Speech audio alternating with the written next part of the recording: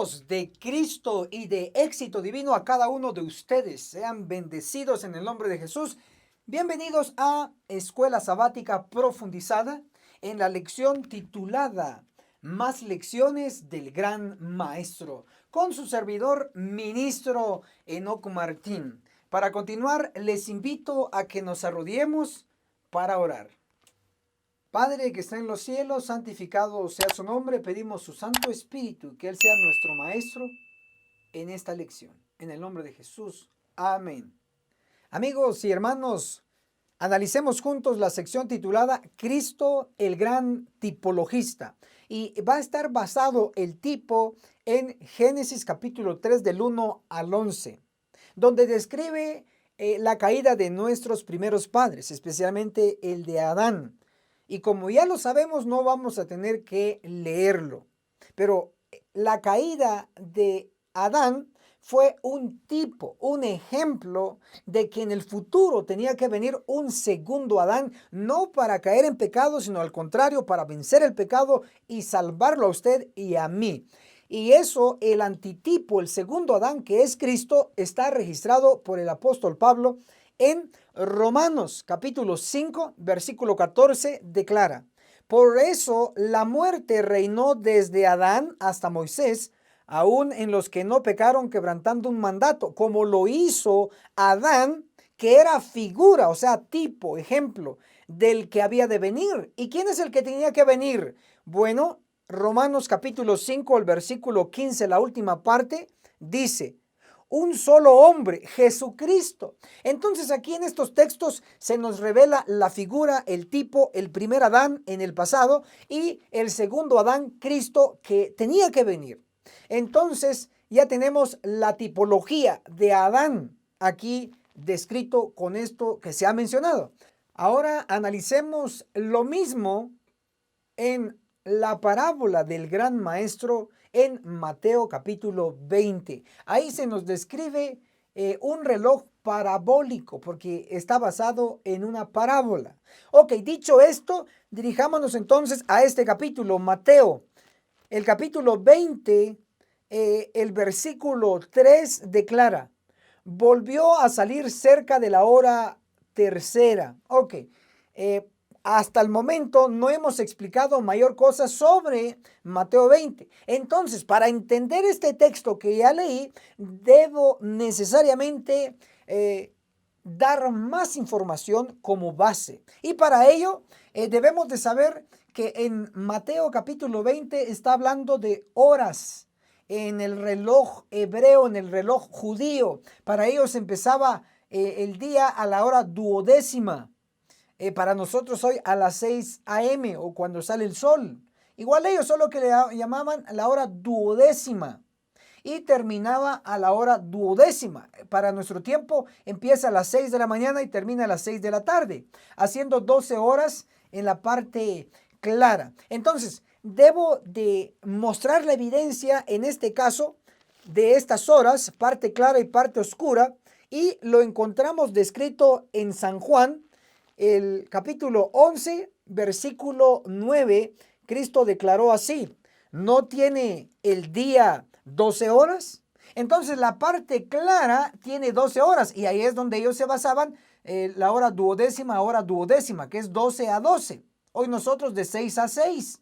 Ok, ya dicho eso, si la parte clara con el sol son 12 horas, entonces debemos recordar lo que está escrito en Génesis capítulo 1, el versículo 5, y dice: y fue la tarde y la mañana el primer día. Si observan, un día completo no solamente está formado por la parte clara, sino que también por la parte oscura. ¿Cuál es el orden? Primero dice la parte oscura y luego la parte clara. En este caso, la parte oscura también son 12 horas y la parte clara 12 horas.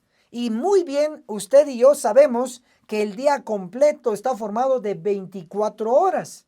¿Cómo lo dividimos? 12 horas parte oscura, 12 horas parte clara, haciendo un total de 24 horas. Dicho eso y aclarado esto, entonces debo de resaltar para ustedes que las 12 horas de la parte oscura y las 12 horas de la parte clara son paralelas. ¿Cómo así, ministro? Bueno, ahora les explico. Colocamos este ejemplo. Cuando se oculta el sol y empieza la parte oscura del día, tenemos a las 6 de la tarde, luego a las 7, las 8, las 9 en nuestro reloj moderno. Solo para que vean, en este caso sería de noche. Así, si seguimos las horas, sería 6, 7, 8, 9 de la noche, 10 de la noche, 11 de la noche, 12 de la noche, es decir, la medianoche. Coloco este ejemplo. La hora sexta o medianoche en la parte oscura tiene su paralelo o su paralelismo en la parte clara. Si notan, aquí está la primera hora, la segunda hora, la tercera, la cuarta, la quinta y la sexta. O en nuestro reloj moderno diríamos las 6 de la mañana, las 7, las 8 de la mañana, las 9, las 10, las 11 de la mañana y las 12 de la mañana, 12 p.m., que en el reloj bíblico y en este caso parabólico es la hora sexta. Entonces noten, así como hay medianoche en la parte oscura, también en la parte clara hay mediodía. Entonces por eso les digo que las 12 horas en la parte oscura y las 12 horas de la parte clara son paralelas. Ok, dicho esto, ahora sí puedo avanzar con ustedes y resaltarles el asunto del primer Adán en la parte oscura y el segundo Adán en la parte clara, que encuentran su paralelismo. Teológicamente le llamamos el tipo y luego el antitipo. El primer Adán viene siendo el tipo y el segundo Adán, Cristo, viene siendo el antitipo. El primer Adán existió en la parte oscura de este reloj parabólico y el segundo Adán existió en la parte clara de esta gráfica profética basada en Mateo 20. Ok, ahora, para entender este paralelismo entre el primer Adán y el segundo Adán, debemos leer nuevamente Mateo capítulo 20, el versículo 3. Volvió a salir cerca de la hora tercera y vio en la plaza a otros desocupados. Entonces la hora tercera, considerando que está la hora duodécima, luego la primera hora, la segunda hora y la hora tercera. En nuestro tiempo actual lo medimos como las 6 de la mañana, las 7, las 8, las 9. Entonces la hora tercera, cuando se hace un segundo llamado de obreros, fue a las 9 a.m., 9 de la mañana, hora tercera. Ahora, ¿qué ocurrió según el reloj parabólico a la hora tercera? Para ello vamos a leer otra referencia bíblica y vamos a dirigirnos a Marcos capítulo 15. El versículo 25 declara: era la hora tercera cuando lo crucificaron. Entonces, ¿qué pasó a la hora tercera según el reloj parabólico? A la hora tercera, según lo que ya leímos, Cristo fue crucificado. Justo a la hora tercera o a las 9 de la mañana, Cristo ya estaba crucificado. Entonces, en esa hora, el segundo Adán estaba rescatando a toda la humanidad. En esa hora, a la hora tercera, Cristo en la cruz estaba redimiendo y dando vida eterna a toda la humanidad. Claro, a todos aquellos que la acepten, por supuesto, y siguen los requisitos. Ahora, si notan, en la parte oscura también tenemos una hora tercera. Tenemos primera hora, segunda hora, hora tercera. Entonces, la hora tercera, en la parte oscura, Adán, basado en Génesis 3, qué interesante, observen eso, subrayenlo. Génesis capítulo 3 describe que a la hora tercera, en la parte oscura, Adán y Eva cayeron en pecado y son expulsados del Edén.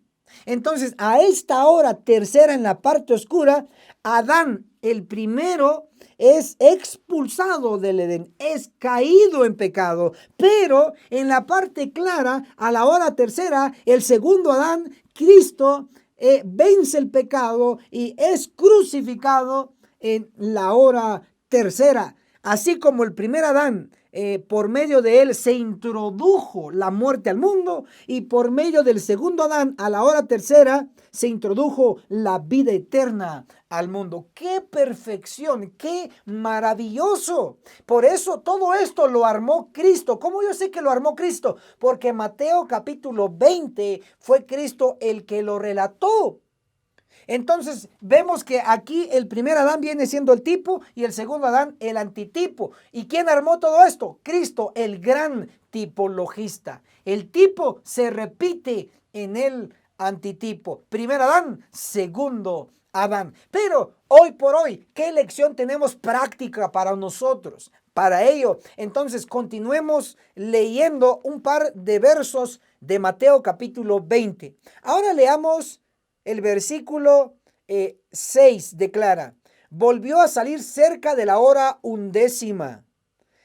Halló a otros ahí y les dijo: ¿por qué estáis aquí todo el día sin trabajar? Entonces ubiquémonos, esta llamada de obreros, ¿a qué horas lo hace? Dice a la hora 11. Porque a la hora tercera Cristo es crucificado, ya lo explicamos. Luego sigue la hora cuarta, quinta, sexta, séptima, octava, novena, décima y undécima. A la hora 11, una hora antes de que se oculte el sol, la hora 11 en nuestro tiempo actual es la 5 de la tarde, 5 p.m. Entonces, el último llamado de obreros, según la parábola de Cristo, se hace a la hora 11, justo una hora antes de que se oculte el sol. Entonces, en esta hora 11 se hace el último llamado de obreros para que terminen la obra misionera. Pero específicamente, ¿quiénes son estos obreros que van a ser llamados ahora en el tiempo del fin? Porque la hora 11 es en el tiempo del fin. Aquí se da solo una ilustración parabólica. De la hora 11 a la hora 12 solo hay una hora y se acaba y se oculta el sol, que significa que se cerrará la gracia. Y nosotros justo estamos viendo en la recta final de la historia de este mundo. Y en esta recta final es donde Dios llama a los obreros de la hora 11, los últimos. Esa es la idea, que el tiempo se está acabando y es urgente aceptar el llamado de Cristo para ser misioneros, para ser obreros, para dedicarnos a tiempo completo. Ya mucho tiempo de nuestra vida ya la dedicamos a las cosas seculares, al mundo, al pecado. Ya basta de estar jugando. Es momento de reaccionar y aceptar este llamado, que en el tiempo del fin, que parabólicamente se le llama la hora 11, todavía Dios nos está llamando, insistiendo. Específicamente, ¿quiénes son los obreros de la hora 11?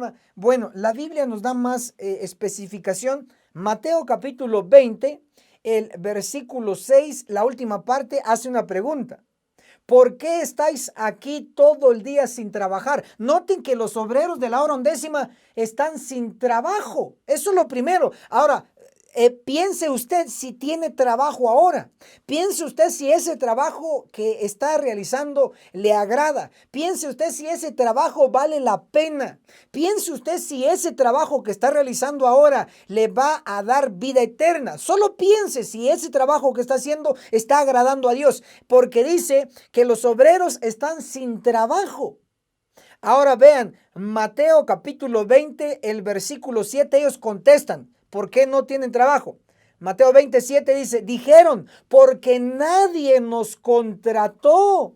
Entonces, este trabajo no es un trabajo secular, sino que este trabajo es un trabajo para servir a Cristo, un trabajo para servir a Dios.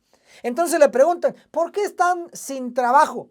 Bueno, luego ellos contestan: ¿por qué nadie nos ha contratado? Tal vez la unión de tu país, de los adventistas del séptimo día no te ha contratado. Tal vez la conferencia general de los adventistas del séptimo día no te ha contratado y no te está pagando un sueldo. Tal vez la división interamericana o otro tipo de división de las secciones de la iglesia adventista del séptimo día no te ha contratado. No tienes ningún sueldo, no eres un asalariado. Entonces, si tú no tienes ningún sueldo de parte de la iglesia adventista del séptimo día, entonces puedes ser un candidato potencial a ser de los obreros de la hora undécima, porque ellos contestan: porque nadie nos ha contratado. O sea, la iglesia no nos ha contratado, por eso es que no estamos sirviendo a Dios.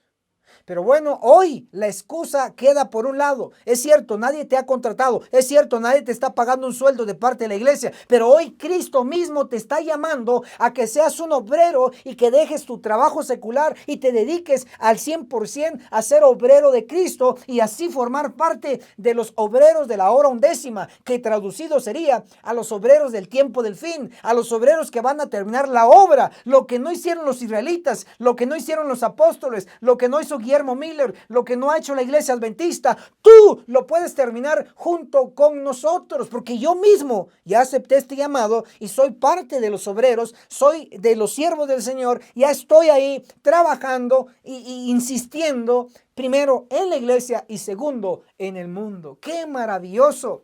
Entonces, ¿quieres ser contratado por Cristo? Esa es tu oportunidad. Él te está llamando. Dedícate a la obra misionera. Estamos para apoyarte y entrenarte. Ahora, estos obreros del tiempo del fin van a ser orgullosos, prepotentes, con grandes títulos de doctorado en divinidad, en Trinidad, doctorado en teología, lo que sea. No necesariamente. Si lo tienes y quieres dedicarte a esto, claro, pero tienes que dejarlo como Pablo lo hizo. Lo tomó como basura. Así lo dijo, claro. Entonces tú tienes que ser humilde si tienes títulos. Ahora, pero si no tienes ningún título, no te preocupes. Cristo te puede contratar aunque no estés graduado de ningún colegio ni de ninguna universidad. Esa es la gran ventaja. ¿Y cómo yo lo sé? Porque en el pasado Cristo contrató o llamó a ser su discípulo a Pedro, a Juan, que eran hombres del vulgo, que eran sin letras, no tenían educación secular, pero tenían la intención y el celo de servirle, y eso es lo que importa. Ahora leo lo que dice Elena de White en Hechos de los Apóstoles, libro de Elena de White, Hechos de los Apóstoles, la página 91. El capítulo, el Evangelio en Samaria. Otra vez, Hechos de los Apóstoles, página 91, capítulo, el Evangelio en Samaria. Declara: ojalá entiendan que hay una gran obra que debe hacerse fuera del púlpito por miles de consagrados miembros laicos. ¿Quiénes van a terminar la obra? ¿Quiénes van a terminar la obra fuera del púlpito en el mundo? Miles de consagrados miembros laicos. Pero usted me dirá, ministro Enoch Martín, pero la iglesia adventista consta de más de 20 millones de miembros. ¿Y cómo es que dice ahí la hermana White que son miles de consagrados miembros laicos que van a terminar la obra? Bueno, acuérdate que va a haber un juicio de los vivos registrado en Ezequiel 9, va a haber un sellamiento, está ocurriendo ahora el sellamiento, y solo los que van a ser sellados son los que van a sobrevivir el juicio, van a ser cortados el resto, y solamente va a quedar miles, y esos miles son los mismos que Juan en Apocalipsis dice, Apocalipsis 7:4, y oí el número, algo contable.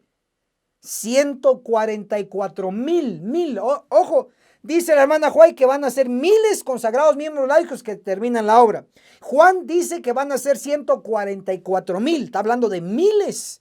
Entonces, tanto Juan el Revelador y Elena de White como profetisa están de acuerdo que solamente van a ser miles los que van a terminar la obra, especialmente ese número primero en la iglesia. Qué tremendo, qué maravilloso. Pero tú dirás, pues miles, 144,000, ¿será que van a ser suficientes? Yo te pregunto, ¿cuántos eligió Cristo primero? 12, luego 70 y luego 120. Y 120 terminaron su obra en su tiempo. Ahora, 144,000 es un número grande comparado con 120. Así que ánimo, deja tu trabajo secular y dedícate a la obra misionera al 100%. Y si haces así, de seguro, como ministro del Evangelio, te garantizo que nos veremos juntos en la cumbre del monte Sión. Y desde el monte Sión, Apocalipsis 14:1, tendremos que ver estos resultados que describe evento de los últimos días.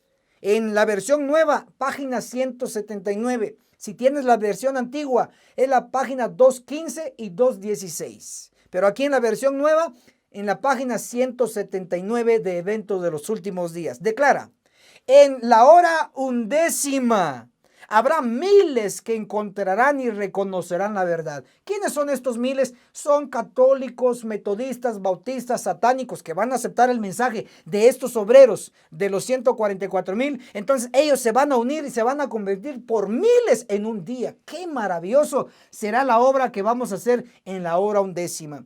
Una cita más, ahí en el mismo libro, Eventos de los últimos días, página 179, versión nueva, versión antigua, 215, 216. Declara: habrá miles convertidos a la verdad en un solo día, los cuales en la hora undécima verán y reconocerán la verdad y los movimientos del Espíritu de Dios. Entonces, tanto la Biblia, la Biblia y el espíritu de profecía están de acuerdo que algo grande va a ocurrir en la hora undécima, es decir, en el tiempo del fin, el tiempo que vivimos, y no lo van a hacer millones, lo van a hacer inicialmente de la iglesia, miles. ¿Y cuántos son esos miles de laicos consagrados?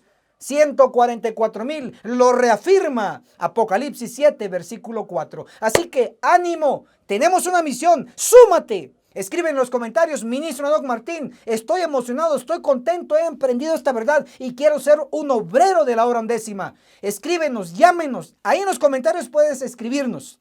Y también puedes llamarnos a nuestro número de WhatsApp, el signo más 502 42 29 77 86. Ahí aparecerá en tu pantalla, cópialo y llámanos para hacer entrenamiento. Te vamos a preparar y te vamos a capacitar con material didáctico totalmente gratis. Amén. Amigos y hermanos, bienvenidos. Analicemos juntos la sección titulada Cristo, la escalera mística. ¿Y dónde está basado esto? Dirá usted. Bueno, le daré la referencia y está en Génesis, vamos a leer el capítulo 28. El versículo 12 declara: y soñó, vio una escalera, subraye, apoyada en la tierra, y su cabeza tocaba el cielo, y ángeles de Dios subían y descendían por ella. Entonces aquí tenemos la escalera mística en el sueño de Jacob. Lo primero que debe de saber es qué representa esta escalera. Tenemos por lo menos dos referencias, uno de la Biblia y uno del espíritu de profecía. La primera, vamos a dirigirnos a San Juan, capítulo 1, el versículo 51. Declara así: y agregó: os aseguro de que de aquí en adelante veréis el cielo abierto y los ángeles de Dios que suben y descienden sobre el Hijo del Hombre. El texto que leímos en Génesis nos indicaba que sobre la escalera que tuvo el sueño Jacob, sobre esa escalera, ángeles subían y bajaban. Y luego Cristo interpreta que en lugar de decir que ángeles van a subir y bajar sobre esa escalera, dice que van a subir y bajar sobre el Hijo del Hombre. ¿Y quién es el Hijo del Hombre? Es Cristo. Entonces la escalera viene representando a Cristo. Ahora, ¿qué es lo que ilustró Cristo aquí? Una unión. Recuérdense que el texto decía en Génesis, porque ya lo leímos, que tocaba la tierra y la otra parte superior tocaba el cielo. Entonces hay una unión entre la tierra y el cielo. ¿A través de quién? A través de la escalera. ¿Y quién representa la escalera? Cristo. ¡Qué maravilloso! Ok, pero tenemos que descifrar otros elementos que Génesis nos describe. Y es que esta escalera se utiliza como el medio de subir y bajar ángeles. Tenemos ahí, si usted quiere apuntar, por favor, en esta lectura que hemos hecho en Génesis, el capítulo 28, el versículo 12, inclusive el versículo 13, nos mencionan cuatro elementos, cuatro elementos. Número 1, vamos a titular la escalera. Número 2, es de acuerdo al texto, al Padre. Y número 3, a Jacob. Y número 4, los ángeles. Ya explicamos quién es la escalera, Cristo. Ahora tenemos que explicar quiénes son los ángeles aquí descritos. Estos ángeles suben y bajan sobre la escalera. Es interesante que ángeles físicamente suben y bajan de la tierra al cielo y del cielo a la tierra. Eso es literal, claro.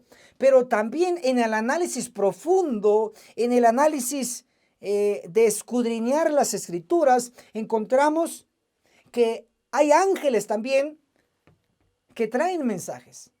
El hecho de que suben de la tierra al cielo y bajan del cielo a la tierra implica que estos ángeles son mensajeros, tienen un mensaje. Y lo que la Biblia nos enseña en Apocalipsis 14, del verso 6 al verso 12, nos menciona el mensaje de los tres ángeles. El primero, el segundo y el tercero. O puesto de esta manera, el primero, el segundo y el tercero. Estos tres, porque aquí hay un número 3, estos tres ángeles son mensajeros.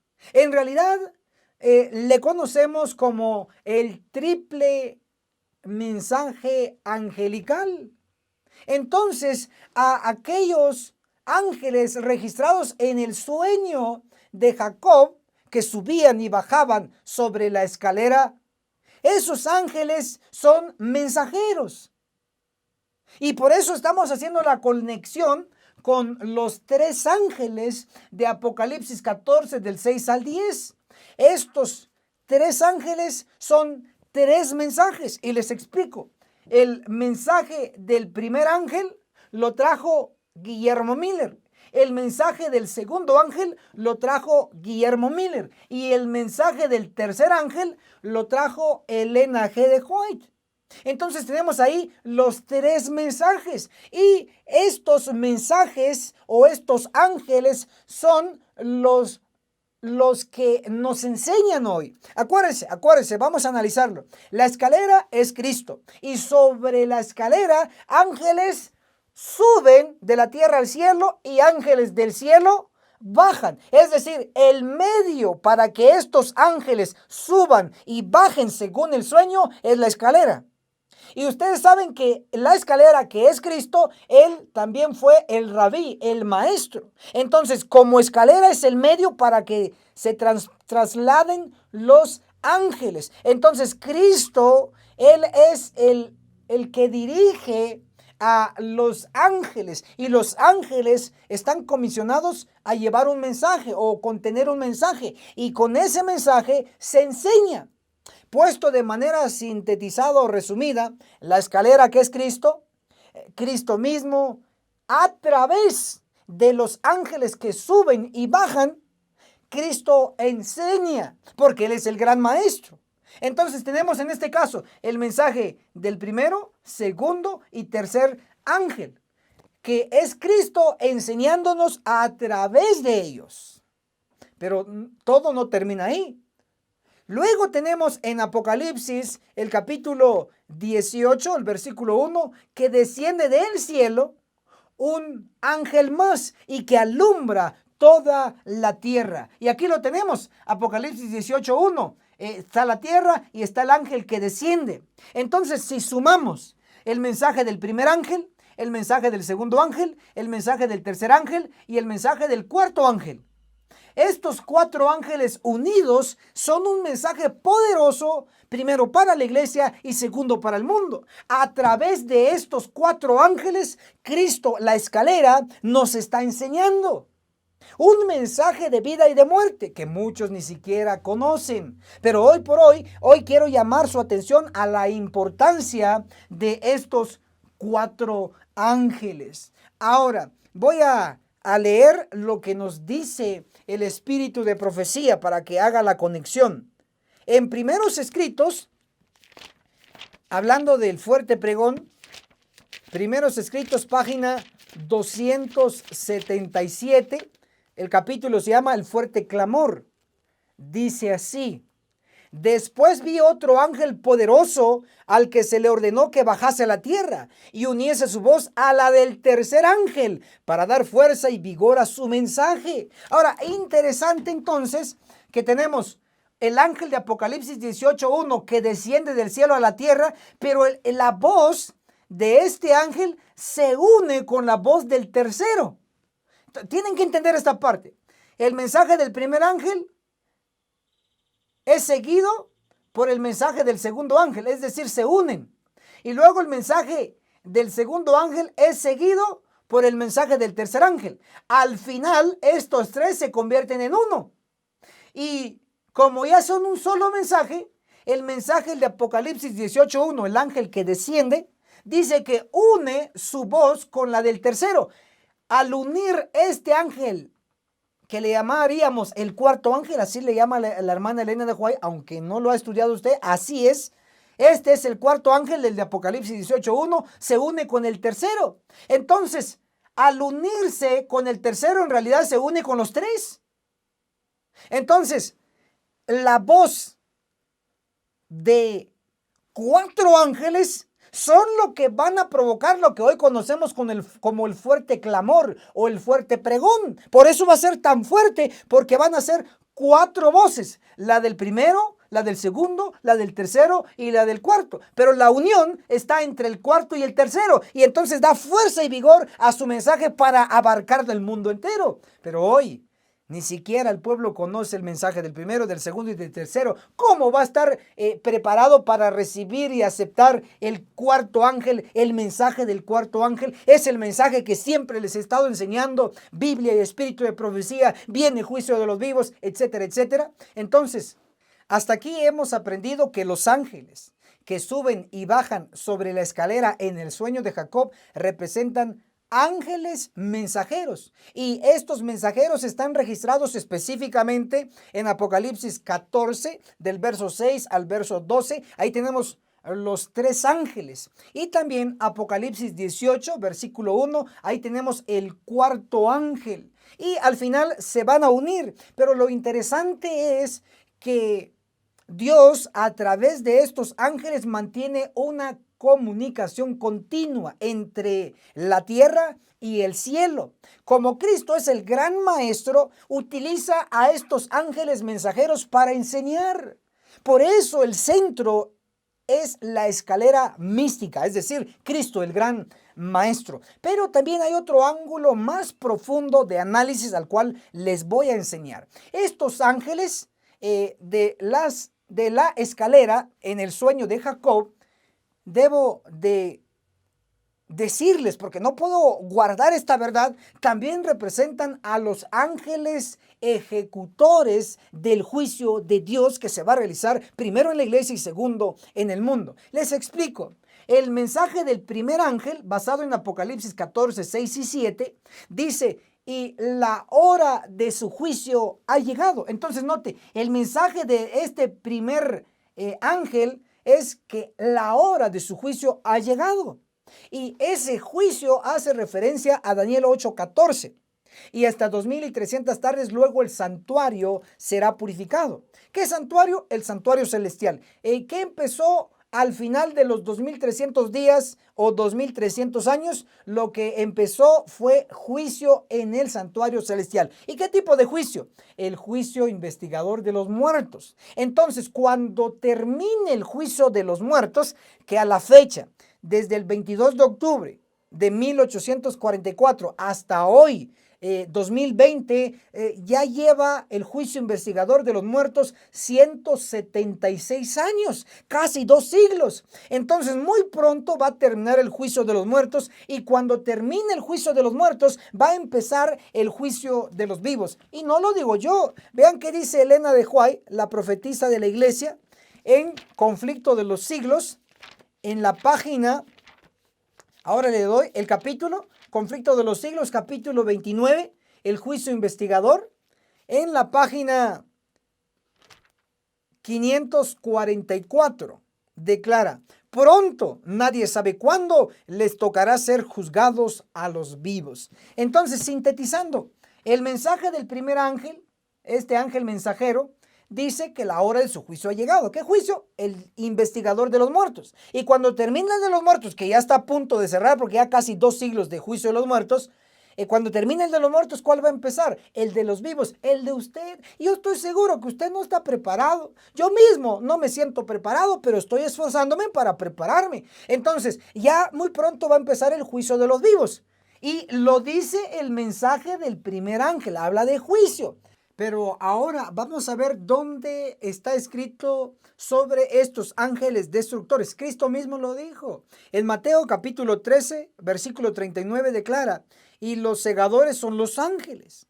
Mateo 13, verso 49, así será el fin del mundo. Saldrán los ángeles, apartarán a los malos de entre los justos. Entonces está bien claro que los ángeles, aquellos ángeles que vio Jacob en su sueño, son ángeles mensajeros, excelente, muy bien, pero también abarca a los ángeles destructores, porque estos ángeles van a cortar a los pecadores en nuestro medio. Y no acaba ahí todo. ¿Y saben por qué no? Porque hoy por hoy estos ángeles se nos describe que van a tener una misión, y eso está registrado por lo menos recientemente en el libro de Elena de White, Manuscritos Inéditos, el tomo 1, en la página 241, declara así: estudien el capítulo 9 de Ezequiel. Estas palabras se cumplirán literalmente. Entonces sí vemos de que lo que está descrito en Ezequiel 9 no se ha cumplido, se va a cumplir y va a ser literal. ¿Y quiénes van a realizar literalmente lo que está descrito en Ezequiel 9?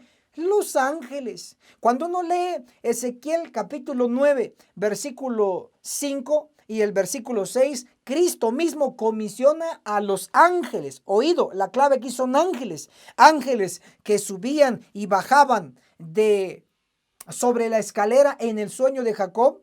Estos ángeles también están involucrados en el juicio de los vivos, porque serán ángeles. Ezequiel 9, versículo 5, versículo 6, Cristo comisiona a los ángeles a destruir, a matar a los que no van a tener el sello. ¿Quiénes van a ser ellos? Varias categorías. Número 1, tenemos a viejos. Número 2, jóvenes. Número 3, vírgenes. Número 4, niños. Número 5, en mujeres. Estas categorías que hoy se encuentran dentro del pueblo de Dios van a ser cortados. ¿Por quiénes? Por los ángeles destructores. Es la profecía, es lo que está a punto de ocurrir y es lo que tengo que alertarles o advertirles. Pero esto se pone aún mejor, porque el espíritu de profecía, en conexión con el mensaje del primer ángel, del segundo ángel, del tercero y el cuarto ángel, en conexión a esto, también Elena de White conecta a otros ángeles, en este caso los destructores, dentro de la clasificación de ángeles. Y para ello vamos a ver lo que dice Primeros Escritos. El capítulo es el fuerte clamor. Primeros Escritos, apunte bien, Primeros Escritos, el capítulo, el fuerte clamor, en la página 277, versión antigua, declara: vi ángeles que apresuradamente iban y venían de uno a otro lado del cielo. Bajaban a la tierra y volvían a subir al cielo, como si se prepararan para cumplir algún notable acontecimiento. Oigan, como que si se prepararan para cumplir algún notable acontecimiento. No sé si están haciendo la conexión, pero aquí en mi mente ya hizo la conexión. Noten que Elena de White está diciendo que ella vio ángeles del cielo que se estaban moviendo y ella miraba que bajaban a la tierra y luego subían de la tierra al cielo. O sea, es eso de subir y bajar ángeles, es la misma escena que nos registra el sueño de Jacob en Génesis 28, versículo 12. Y soñó y vio a una escalera apoyada en la tierra y subía, y dice, y su cabeza tocaba el cielo. Y subrayen esto. Y ángeles de Dios subían y descendían por ella. Esos ángeles que él vio en sueño, ¿qué ángeles son? Ya les expliqué. ángel 1, ángel 2, ángel 3, ángel 4, en mensajes. Perfecto, excelente, pero más profundo, esos que subían y bajaban, son también los ángeles destructores, porque dice la hermana White, Primeros Escritos, página 277, vi ángeles que bajaban a la tierra y volvían a subir al cielo. ¿Cómo? Si se prepararan para cumplir algún notable acontecimiento. ¿Qué acontecimiento van a cumplir los ángeles más que aquel que está descrito en Mateo 13? El verso 39, verso 49, que van a venir a cortar la cizaña. ¿En dónde? En la iglesia. Entonces, ¿qué más claro quiere? Está ahí bien clarificado por la Biblia y el espíritu de profecía que los ángeles van a venir a purificar la iglesia. Y lo bueno es que al final la iglesia va a triunfar. Voy al último análisis de esta sección. Y es, si notan, en la escalera mística de Jacob, tiene dos bordes. El inferior, que es la tierra, donde estaba Jacob. Y en lo superior de la escalera, la cabecera, está el cielo, el Padre. Ahora, ¿cómo así? Que entiendo que Jacob estaba en la tierra, en la parte inferior de la escalera, pero en la parte superior o alta está el Padre. Les explico. Génesis capítulo 28, versículo 13 dice, y vio al Señor en lo alto de ella, de la escalera, que le dijo, yo soy el Señor, el Dios de Abraham, tu padre, y el Dios de Isaac. Si notan entonces que en la parte superior de la escalera está Dios el Padre. Entonces allá Dios el Padre en la parte superior y en la parte inferior de la escalera está Jacob. Ahora voy a comprobar que el que está ahí arriba en la parte superior de la escalera es Dios Padre. Y voy a comprobar que el que está en la parte inferior es Jacob, pero como padre también. Entonces un padre aquí abajo en la tierra y un padre en el cielo. Les explico ahora. Empecemos con Dios Padre. En Mateo capítulo 6, versículo 9, Jesús, nuestro gran maestro, dijo, Padre nuestro que estás en el cielo. ¿Dónde está el Padre? En el cielo. Entonces la parte superior de la escalera representa el cielo. ¿Y quién está en el cielo? El Padre, Dios Padre. ¿Está claro? Ahora, en la parte inferior de la escalera, en la tierra, estaba Jacob en el sueño. Entonces ahí Jacob, posteriormente usted sabe que la Biblia enseña que Dios le cambió el nombre de Jacob a Israel. Y de Israel, este personaje, él tuvo 12 hijos. Y lo puede ver en Génesis capítulo 35, del verso 23 al verso 26. Repito, Génesis 35, del verso 23 al verso 26, encontramos a los 12 hijos varones de Israel o de Jacob. Entonces vemos que estos 12 hijos llegaron a ser los patriarcas, que posteriormente se formó las 12 tribus. Entonces puedo decir que el Jacob, el personaje que se llamó luego Israel, él estaba al pie o en la parte inferior de la escalera. Jacob llegó a ser padre de las 12 tribus. Entonces, si notan, la escalera, Cristo, a la parte superior está Dios el Padre en el cielo, pero en la parte inferior está Israel, padre de las 12 tribus. Ahora, ¿qué quiere ver? ¿Qué quiere enseñarnos aquí este sueño? Bueno, debe de saber que este sueño es de la misma categoría que el sueño que tuvo Nabucodonosor allá en Daniel capítulo 2. Vamos a ver si lo localizamos aquí. Y aquí lo tenemos. Entonces noten, observen, por favor. Tenemos el sueño de Daniel capítulo 2. Es Nabucodonosor. Aquí está el rey. Él teniendo el sueño, vio una estatua, cabeza de oro, el resto de pechos y brazos de plata, el vientre y muslos de bronce, las dos piernas de hierro y el mundo presente. En la parte final tenemos hierro mezclado con barro cocido, el mundo presente. Si notan que este sueño lo tuvo Nabucodonosor y según la Biblia, sí, según la Biblia, y les voy a dar la referencia, según la Biblia, en Daniel 2, versículo 1, se describe este sueño. O sea que él tuvo un sueño. Menciona la palabra sueño, Daniel 2, 1.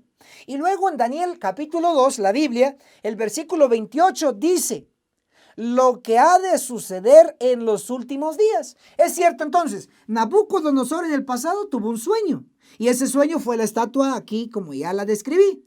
Entonces, este sueño dice la Biblia en Daniel 2, el versículo 28, que este sueño era para los últimos días. Excelente. Ahora, el mismo sueño, o es decir, la misma categoría de sueño de Nabucodonosor es la misma categoría de sueño de Jacob. A ver. Yo sé que este tema siempre lo han predicado muy sencillo, pero hoy se está asustando porque esto está profundo. Lo entiendo, porque ya sabe que yo profundizo. Puesto que el sueño de Nabucodonosor y el de Jacob son de la misma categoría y el sueño de Nabucodonosor se aplica para los últimos días, como ya lo hemos leído, de igual manera el sueño de Jacob también se aplica para los últimos días o nuestro tiempo. Y les explico que estando Jacob, el padre de las 12 tribus, al pie de la escalera y estando el padre en la cabecera o en la parte alta de la escalera, estando allí el padre, entonces hay una conexión entre la tierra y una conexión entre el cielo. Ahora, ¿qué los conecta tanto la tierra como el cielo? Los conecta la escalera. ¿Y quién es la escalera? Cristo, excelente. Entonces, aquí está hablando de una unión completa, de una unión perfecta entre la tierra y entre el cielo. ¿Y quién hace la unión perfecta? Cristo. Pero esta unión perfecta entre Jacob, el padre de las 12 tribus, y entre el cielo, aún no se ha realizado. Eso todavía está en futuro, porque seamos realistas, las 12 tribus que vinieron de Jacob, las 12 tribus, en lugar de estar en unión perfecta con Dios en el cielo, estaban en desunión, porque empezaron a hacer ídolos, a idolatrar a Baal, etcétera, a hacer prácticas de los cananeos, de los paganos. Claro, no estaban con una conexión perfecta entre la tierra y el cielo, porque estaban lejos, estaban en pecado. Y hasta el momento el Israel moderno, que es la iglesia adventista del séptimo día, tampoco ha logrado una perfección completa entre la tierra y el cielo, representado en el sueño de Jacob, estando al pie de la escalera, y el padre estando en la cabecera en el cielo. Qué interesante, todavía no se ha logrado eso. Por lo tanto, este sueño todavía está en el futuro, su cumplimiento. Debe haber una conexión completa entre la tierra y el cielo, y solamente se va a lograr, no se logró con las 12 tribus del pasado que vinieron de Jacob, sino que se va a lograr con las 12 tribus de nuestro tiempo, de el tiempo del fin.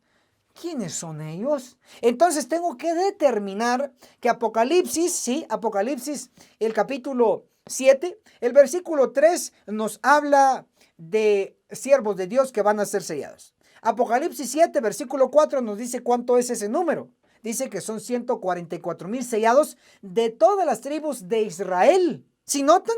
Si notan, si son de todas las tribus de los hijos de Israel, significa que el Padre es Israel, el que estaba al pie de la escalera. Y hoy con estas tribus, con estos israelitas que van a ser sellados, debe haber una conexión perfecta con el cielo. Ahora observen esto, tal vez ya se están asustando y dicen, pero israelitas, bueno, déjenme explicarles. El Israel de hoy es la iglesia adventista del séptimo día. Cuando digo israelitas de hoy, estoy hablando de adventistas del séptimo día. ¿Y cómo lo compruebo? Bueno, en el libro Joya de los Testimonios, el tomo 3, apúntenlo por favor, Joya de los Testimonios, tomo 3, en la página 364, declara: los adventistas del séptimo día, el Israel de hoy. Ahí está claro. Entonces, el Israel de hoy son la iglesia adventista del séptimo día. La profecía señala que van a haber 144,000 de los hijos de Israel. Interpretado sería, van a ser 144,000 israelitas modernos, adventistas del séptimo día, que guardamos y defendemos la ley de Dios.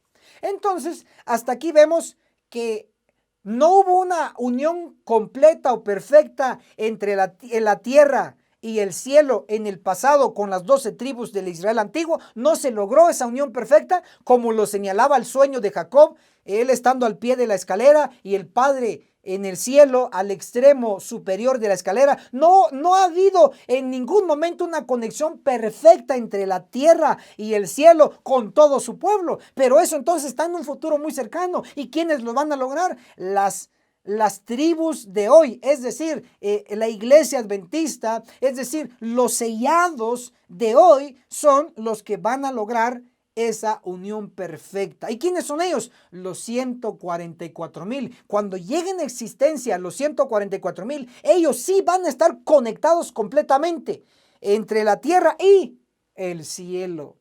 Ahora, concluyo en su mente que este número es tan especial que la propia cofundadora Elena G. de White de la Iglesia Adventista del Séptimo Día declaró al comienzo del movimiento. En el libro Cartas y Manuscritos con Anotaciones, el tomo 1, en la página, le doy ahora lectura, en la página 92 declara: los santos vivientes no van a probar la muerte. Los santos vivientes, 144,000 en número, reconocen y entienden la voz. Ella recibió en su primera visión el número 144,000 adventistas del séptimo día que van a ser sellados, y ellos sí van a lograr esa conexión perfecta y completa entre la tierra y el cielo. 144,000 descendientes, hijos, y con los mismos principios que el padre Jacob, Israel. Ellos, los 144,000 adventistas del séptimo día, en conexión con el cielo a través de la escalera que es Cristo, ellos sí lo van a lograr. Espero que usted esté en ese número selecto de adventistas del séptimo día. Amén. Amigos y hermanos, analicemos juntos la sección titulada Cristo, el Maestro de Obra Misionera. Él fue realmente un experto. En Mateo capítulo 10 nos describe lo siguiente, el verso 5 y el verso 6. A estos 12 envió Jesús. Después de darles estas instrucciones: no vayáis a los gentiles, ni entréis en ciudades samaritanos. Verso 6, id más bien a las ovejas perdidas de la casa de Israel. Leí primero las palabras de Cristo porque Él es el maestro de obra misionera. A sus primeros discípulos, que eran 12, les dio instrucciones de no ir a los gentiles, sino que ir primero a las ovejas de la casa de Israel, a su pueblo primero. Esa fue la instrucción divina. Pero hubo un suceso que debo de traerlo en colación a este análisis, y está en Mateo. Por favor, apúntelo, leámoslo juntos. En Mateo capítulo 15, el versículo 21. De ahí Jesús se retiró a la región de Tiro y Sidón. Verso 22. Una mujer cananea de ese vecindario vino a él y clamaba: Señor, hijo de David, ten misericordia de mí, mi hija está grave, atormentada por un demonio. Entonces, lo primero que llama la atención es que desde el capítulo 10 al capítulo 15 habían transcurrido en capítulos por lo menos 5 capítulos. Ahora, es interesante notar que es lógico también saber que entre la comisión, la primera dada a los discípulos, y esa orden de no ir a los gentiles, y eso de los gentiles incluía lo que era Tiro y Sidón, incluía lo que era Egipto, incluía lo que era Siria, Asiria, etcétera. Todo el mundo gentil: no vayan. Primero a mi casa, a la casa de Israel, a mi pueblo. Así les dio la instrucción Cristo. Pero es interesante ver que viene una mujer que era sirofenicia, era pagana, era gentil, y viene a pedir ayuda a Cristo, pero Cristo ya había dado la instrucción a sus discípulos: no vayan a hacer obra misionera con los gentiles, primero con mi pueblo, primero con los judíos. Ahora era la prueba de Jesús para ver si él practicaba lo que decía. Y entonces noten cómo era gentil si él practicaba lo que había enseñado. Mateo capítulo 15, el versículo 23. Pero Jesús no le respondió nada. No le dijo nada. Mateo 15, el verso 24. Él respondió: soy enviado solo a las ovejas perdidas de la casa de Israel. Entonces Jesús lo que enseñaba lo practicaba. Le dijo a los discípulos: miren, no vayan a los gentiles, a Tiro, a Sidón, a Grecia, a Egipto, no vayan a ellos. Primero vayan a mi pueblo, a mi iglesia, a los judíos, porque ellos están mal. Y primero al pueblo y segundo a los gentiles. Pero Jesús se encuentra con este caso. La sirofenicia le pide ayuda, no le dice nada, insiste la mujer y le dice: mujer, yo soy enviado primero a las ovejas perdidas de la casa de Israel. Le colocó el principio que él le había enseñado a los discípulos, pero la mujer sigue insistiendo. Mateo capítulo 15, el versículo 25. Entonces ella vino, se postró ante él y le dijo: Señor, ayúdame. Verso 26. Y le dijo: no está bien tomar el pan de los hijos y echarlo a los perrillos. Y esta mujer no se sintió ofendida. Mateo 15, verso 27. Ella replicó: sí, Señor, pero aún los perrillos comen de las migajas que caen de la mesa de sus amos. Como la mujer insistió y insistió e insistió, entonces Cristo hizo una excepción con esta mujer. Era gentil, no era parte de las ovejas perdidas de la casa de Israel, de su pueblo. Era gentil, pero como insistió, entonces le ayudó y le dice, Mateo 15, el versículo 28, entonces Jesús respondió: mujer, grande es tu fe. Se ha hecho como quieres. Y su hija quedó sana desde esa hora. Maravilloso. Jesús enseñó a sus discípulos primero a hacer obra misionera en su pueblo, segundo con los gentiles, pero no al revés. Pero como esta mujer insistió, la ayudó. Ahí mostró que él practicaba lo que enseñaba. Ahora, le llamo su atención, por favor, que tanta fue la insistencia de esta mujer que Jesús al inicio, él no quería ser descubierto, quería estar en un momento quizá de descanso, se ocultó en una casa y lo leemos en Marcos capítulo 7, el versículo 24. De ahí Jesús se fue a la región de Tiro y de Sidón, entró en una casa y quiso que nadie lo supiera, pero no pudo esconderse.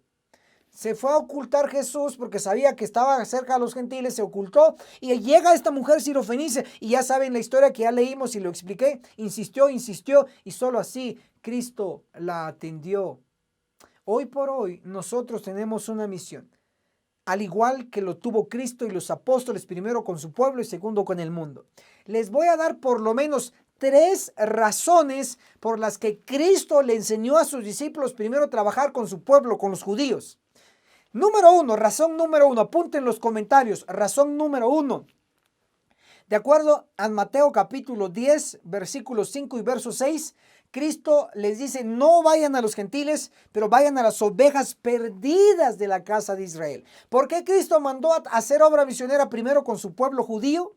Él le mandó porque en el redil de los judíos habían ovejas o personas perdidas. Y no lo sabían y estaban perdidos. Razón número 1, porque los judíos tenían en su redil ovejas perdidas. Esa es la razón. Por eso Cristo mandó a hacer obra misionera primero allí. Ahora, razón número 2 es porque encontramos que los judíos estaban haciendo obra misionera, pero la estaban haciendo mal. Y para ello voy a leer necesariamente este texto en Mateo capítulo 23. A que usted no sabía que los judíos hacían obra misionera. Sí hacían, aquí está, miren. Mateo 23, el versículo 15. ¡Ay de vosotros, escribas y fariseos, hipócritas! A ver, no se ofendan, era para los judíos. Palabras directas de Jesús. Sigo leyendo.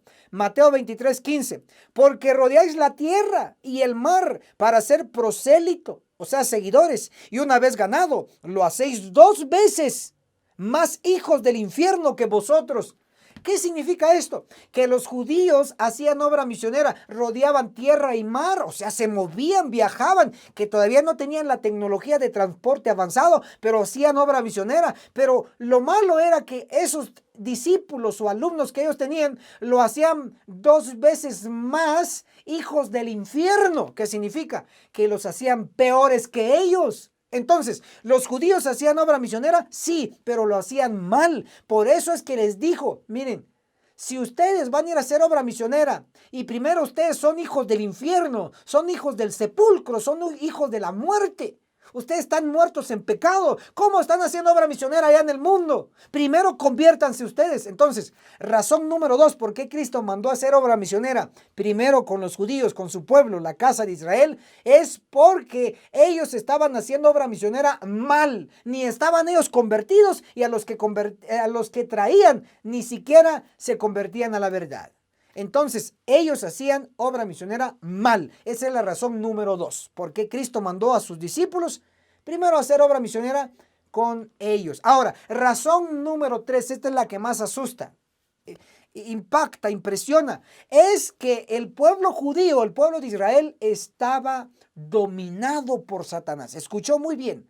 Estaban endemoniados literalmente. El diablo, los demonios usaban esos cuerpos de los judíos, que era el pueblo de Dios, para hacer el mal. Y aquí les voy a dar un ejemplo muy claro. ¿Qué les parece que vayamos a lo que dice la Biblia? La Biblia nos menciona en Mateo capítulo 4, versículo 3, en el desierto de la tentación. Mateo 4:3 dice, le dice Satanás a Cristo, al maestro, si eres hijo de Dios, di que estas piedras se conviertan en pan. ¿Quién dijo esa frase? Satanás. ¿A quién se lo dijo? A Cristo. ¿Y qué metió ahí? Duda. Si eres hijo de Dios. ¿Cómo que si eres? Si antes del bautismo, antes de ir al desierto de la tentación, el Padre le había dicho a Cristo, este es mi Hijo amado, este es mi Hijo amado. No hay duda, se escuchó una voz del cielo y que dijo, este es mi Hijo amado. Y de repente después de esa voz aparece alguien en el desierto que era Satanás y le dice a Cristo, si eres Hijo de Dios, duda metió Satanás. Entonces Satanás dijo la frase, si eres hijo de Dios, duda. Ahora veamos las mismas palabras de Satanás en la boca de los judíos. Mateo, el capítulo 27, el versículo 40, la Biblia dice así, Mateo 27:40, hablando de los judíos. Si eres hijo de Dios, dicen los judíos, desciende de la cruz. ¿Quiénes dijeron esta frase? Los judíos, la casa de Israel. Ellos cuando vieron a Cristo en la cruz le dijeron, si eres hijo de Dios. Y se reían, se burlaban. Si eres hijo de Dios, desciende de esa cruz. Esa misma frase era la de Satanás. ¿Quién estaba hablando a través de la voz y los cuerpos de los judíos? Estaban hablando Satanás y sus demonios. Entonces, razón número 3, ¿por qué Cristo mandó primero a sus 12 discípulos a hacer obra misionera con la casa de Israel, su pueblo? Era porque estaban endemoniados, porque los demonios los estaban usando y por eso crucificaron a Jesús. Entonces, ahora sí entiende. Hoy puede escribir ahí en los comentarios, ministro, por primera vez hoy entiendo por qué Cristo mandó a hacer a sus discípulos obra misionera primero con su pueblo y después con el mundo. Hoy sí entiendo, ministro, gracias. Pues estoy para servirle. Escríbanos ahí en los comentarios. Diga, hoy sí entendí por qué Cristo mandó a sus discípulos a hacer obra misionera primero con su pueblo. Ahora, trasladémonos ya a nuestro tiempo. Hoy la Iglesia Adventista del Séptimo Día es el pueblo de Dios. Basado en lo que ya dije, vamos a ver de que Dios, Cristo, también aplica el mismo principio. Hay que trabajar primero con la iglesia. Y le voy a dar 3 razones por las que usted y yo tenemos que hacer primero obra misionera con la Iglesia Adventista. Y segundo, con el mundo. Le voy a dar 3 razones. ¿Está listo? Entonces, vayamos a la razón número 1, porque hay que hacer obra misionera con la Iglesia Adventista. ¿Qué les parece? Que vayamos a leer lo que nos dice el Espíritu de Profecía. En Joyas de los Testimonios, el tomo 1, apúntelo bien, apúntelo en los comentarios para que otros lo puedan tener. Joyas de los Testimonios, el tomo 1, en la página 34, el capítulo Los dos caminos, dice así: vi muchos de los que profesaban creer la verdad referente a los últimos días encontraban extraño que los hijos de Israel murmurasen en su camino. Leo ahora la página 35 también. Y que después de tan maravilloso trato divino, fuesen tan ingratos que olvidaran cuánto Dios había hecho por ellos. El ángel dijo: peor que ellos os habéis conducido vosotros. ¡Wow! Entonces, ¿qué está diciendo la hermana Elena de White? Está diciendo que el pueblo, nosotros, como adventistas del séptimo día, hemos actuado peor que los judíos, peor que la casa de Israel. Entonces, si hemos actuado peor que los judíos, entonces significa que es necesario hacer obra misionera primero en la iglesia y segundo en el mundo. Ahora, la razón número uno, porque hay que hacer obra misionera en la iglesia adventista, es porque somos peores que los judíos y necesitamos ayuda.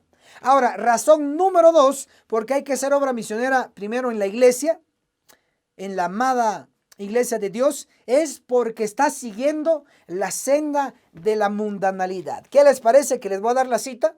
Testimonios para los ministros, para los pastores, testimonios para los ministros en la página 86, el capítulo Amonestaciones fervientes, declara: está cundiendo en el mundo la impresión de que los adventistas del séptimo día, o sea, usted y yo, están dando a la trompeta un sonido incierto y que están siguiendo, subraye, y que están siguiendo la senda de la mundanalidad. Que no puede poner un pero usted ni yo, porque miren cómo nos parecemos al mundo. De hecho, ya no hay diferencia. Miren las hermanitas con tacones de este vuelo, igual que los del mundo. Miren las hermanitas con pantalones apretados, igual que los del mundo. Miren las hermanitas, no se enojen, por favor, tranquilas, tranquilas. No lo digo yo, lo dice la Biblia. Y si no me cree, vaya a leer Isaías capítulo 3. En Isaías capítulo 3 nos dice, para que vean que la responsabilidad no es mío, solo soy un ministro, un siervo de Dios. Isaías capítulo 3, el versículo 16 al versículo 25. Les recomiendo, hermanitas, las queremos mucho, queremos que se salven. Miren qué dice Isaías 3, del verso 16 al 25. Habla a las hijas de Sión.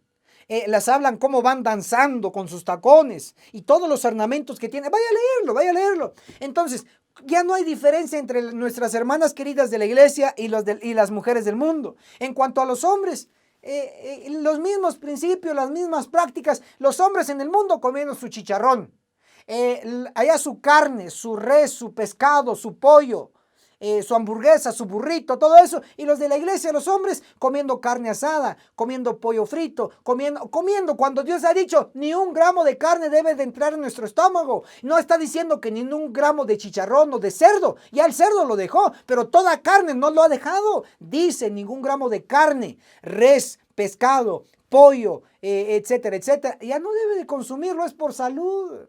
Entonces todavía es necesario que se siga haciendo obra misionera en la iglesia. ¿Por qué? Razón número 2, porque la iglesia adventista está siguiendo la senda de la mundanalidad. Es decir, nos parecemos al mundo, estamos siguiendo el mismo camino. Entonces es necesario que convirtamos primero a nuestros queridos hermanos que están en la iglesia siguiendo la mundanalidad antes de ir al mundo y convertirlos a ellos. ¿Para qué vamos a traer un mundano? Valga la repetición, del mundo a la iglesia si la iglesia está mundanalizada. No tiene lógica, mejor que se queden allá hasta que la iglesia se reforme y se componga. Entonces podremos ir a traer y convertir a los demás. Esa es la razón. Razón número 2, porque hay que hacer obra misionera en la iglesia, porque la iglesia está siguiendo la senda de la mundanalidad. Razón número 3, bien fácil, miren, razón número 3. Es porque el pueblo de la iglesia está engañada. Se están asustando. Si se asustan, pues ni modo. Pero la Biblia lo dice. Si usted cree en la Biblia, entonces va a creer a lo que voy a leer. Isaías capítulo 3, el versículo 12, la última parte dice: pueblo mío, le está hablando a usted. Pueblo mío, los que te guían, tus líderes te engañan y tuercen el curso de tus caminos. Lo dice la Biblia, no lo digo yo. Que a usted lo están engañando los que los guían, los están engañando a ustedes, lo dice. Pero ministro, ¿y será que la hermana White también lo dijo? Bueno, algunos dirán, sí, la Biblia lo dijo, pero la hermana White no habló nada de eso. Aquí les va para aquellos que creen que no está escrito esto. Y sí está escrito. Apúntenlo, por favor. Testimonios para la iglesia, el tomo 3. El capítulo es la iglesia de la Odisea. Testimonios para la iglesia, el tomo 3, capítulo, la iglesia de la Odisea. En la página 279 dice, el mensaje del testigo fiel encuentra al pueblo de Dios. ¿Quién es el pueblo de Dios? La iglesia adventista. El mensaje del testigo fiel encuentra al pueblo de Dios sumido en un triste engaño. ¿Cómo está la iglesia, el pueblo de Dios? En un triste engaño. Apunten en los comentarios. Número 1, triste engaño, porque le voy a dar 3 frases. Número 1, triste engaño, así está la iglesia. Ya lo dijo la Biblia, ahora lo dice Elena de White, ¿qué más quieren? ¿Que se los diga yo? Pues se los voy a decir si ustedes me lo piden. Y lo voy a decir basado en la Biblia y el espíritu de profecía. Les va una segunda frase de lo mismo. Testimonios para la iglesia, el tomo 3, página 281. Tomo 3, página 281. Declara. Pero el mensaje del testigo fiel revela el hecho de que nuestro pueblo, ¿qué pueblo? La iglesia adventista del séptimo día está sumido en un terrible engaño. Escriban en los comentarios esta otra frase, esta es la frase número 2. Un terrible engaño. Entonces la iglesia está en un terrible engaño. ¿Qué les va? A petición de ustedes va una tercera frase hablando de lo mismo. Testimonios para la iglesia, el tomo 3, página 287. Otra vez, tomo 3. Página 287. Debe despertar a su pueblo de seguridad y de su engaño peligroso. Subraye, engaño peligroso. Entonces en los comentarios una sección más, engaño peligroso. En resumen, la iglesia hoy, guste o disguste, está en la Biblia y está en el espíritu de profecía. Dios lo está diciendo, Cristo mismo lo está diciendo. Yo solo lo estoy leyendo y repitiendo. ¿Qué quieren que haga? Si es mi trabajo hacerlo, soy un ministro, tengo que decirlo. Lo voy a resumir, lo que Elena de White dijo aquí en este libro. Número 1, que la iglesia está en un triste engaño. Número 2, que la iglesia está en un terrible engaño. Número 3, que la iglesia está en un peligroso engaño. En síntesis, la razón número 3 de que hay que hacer obra misionera en la iglesia adventista es lamentablemente porque está en un engaño. Hay que sacarla del engaño, no de la iglesia. En la iglesia hay que seguir. Yo sigo en la iglesia y no me salgo y ahí estaré con ustedes. Pero hay que salir del engaño mental. Hay que estudiar la Biblia y el espíritu de profecía y permanecer en la iglesia. Ya les di 3 razones por las cuales hay que hacer obra misionera. Ahora, a petición de ustedes, ministro, no hay otra razón para hacer obra misionera. Es que todavía me queda una duda por ahí. Ahí le va. A petición de usted, le voy a dar una 4ª razón para hacer obra misionera por amor a la iglesia. Por amor a la iglesia. Y la 4ª razón es que la iglesia no sabe que va a empezar un juicio destructivo de Ezequiel 9. No sabe. Entonces hay que alertarle, hay que avisarle. Por eso hay que hacer obra misionera en la iglesia. Ministro, ¿y dónde está eso? Bueno, en el mismo libro que lleva mi título, Testimonios para los ministros. Ese libro, apúntelo por favor. Testimonios para los ministros. En la página 431. Testimonios para los ministros. Para que usted entienda mejor. Testimonios para los pastores, que son sinónimos de ministros, es sinónimo de pastores. Testimonio para los ministros, página 431, dice así. Despierten los ministros, pastores, háganse cargo de la situación. La obra de juicio comienza en el santuario. Y luego dice la hermana Juay a los pastores, leed Ezequiel 9 de 2 al 7. El mandato es, y ahí aparece. ¿Pero qué dice? Leed Ezequiel 9. Significa que los ministros, pastores no lo están leyendo y no lo están compartiendo al pueblo, porque el pueblo no sabe de lo que viene en Ezequiel 9. Por eso es que hay que hacer obra misionera en la iglesia. Hay que avisarles a los que no saben de este juicio destructivo. ¿Qué les parece? Les voy a dar una cita más. Y es el que está en manuscritos inéditos. El tomo 1, la página 241. Declara así. Dice así, 241. Manuscritos inéditos, tomo 1, página 241. Estudien el capítulo 9 de Ezequiel. Esas palabras se cumplirán literalmente. No se ha cumplido, se va a cumplir y cuando se cumpla literalmente. Pero lo que les voy a llamar la atención en esta ocasión es que dice, estudien, la primera palabra, estudien el capítulo 9 de Ezequiel. Si a usted Dios le está diciendo y a mí, estudien Ezequiel 9, significa que no sabemos de ese tema, significa que no lo conocemos, significa que necesitamos leer y estudiar. Entonces la razón número 4 para hacer obra misionera en la iglesia es porque la iglesia, el pueblo de Dios, no sabe que viene un juicio destructivo de Ezequiel 9, donde ángeles van a cortar a la cizaña. Ángeles. Concluyo diciéndoles, hermanos queridos, que es necesario que por amor a la iglesia, por amor a los hermanos nuestros, tenemos y debemos hacer obra misionera. Yo lo he estado haciendo durante años. Súmese a este equipo y escriban en los comentarios, ministro, de hoy en adelante ya entendí las razones claves. Y esto fue Escuela Sabática Profundizada con su servidor, ministro Enoc Martín. Estoy seguro que juntos hemos estado aprendiendo y quiero saber qué opina sobre lo explicado el día de hoy. En la sección, en esa caja de abajo, déjenos su comentario, que lo leeremos. También, por favor, para que la obra misionera se extienda en el resto de Latinoamérica y el mundo, usted es vital e importante, es clave. Comparta, por favor, en las distintas redes sociales, en Facebook, en WhatsApp, etcétera. Compartamos y hagamos obra misionera juntos. Y dele, no se olvide, dele fuertemente me gusta a ese botón. Hasta la próxima.